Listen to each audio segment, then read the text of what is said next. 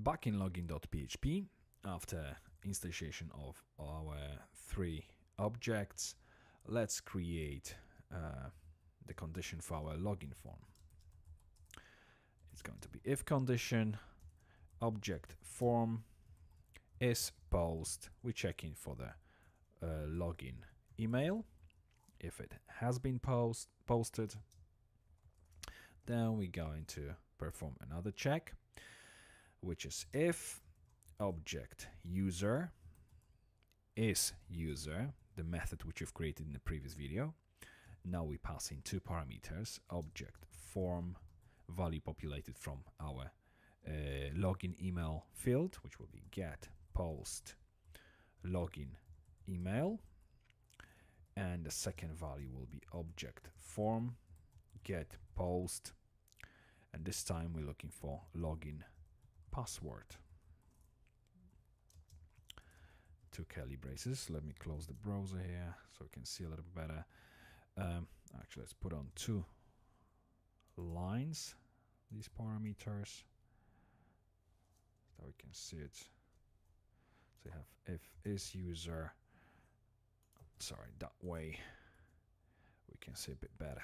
Okay, so obviously if it's if user has been found, then what we want to do, we want to call the new method inside of the login class called login front, and we will be passing the ID of the user record, object user underscore ID, and URL get referrer URL method, which we will also create in just a second. Then else we want object valid to add to errors login index. Okay, first of all, we need to have a look at obviously login front method inside of the login class. So let's open our browser, open our login class, scroll down, and after the is logged, if we create a new method and call it, actually let me scroll up a little bit so you can see better, public static function, and it's going to be called login front. We will be passing 2 parameters. First one is the ID of the user record, and the other one is URL, which by default will have null assigned to it as value. So we check URL. If isn't empty URL, then URL will simply equal the URL pass as a parameter.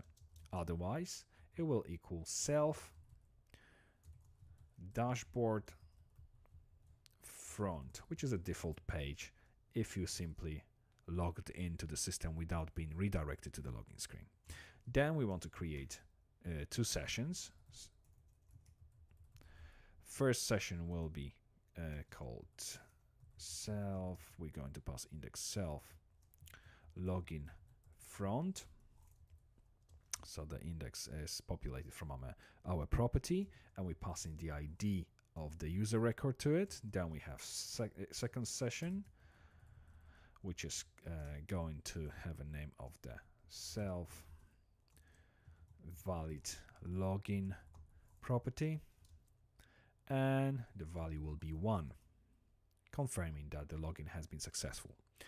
Helper, after all that, redirecting to our earlier created URL, or the one we've passed through the parameter. So that's everything inside of the login front. Let's go back to our login.php file. So this method has been created.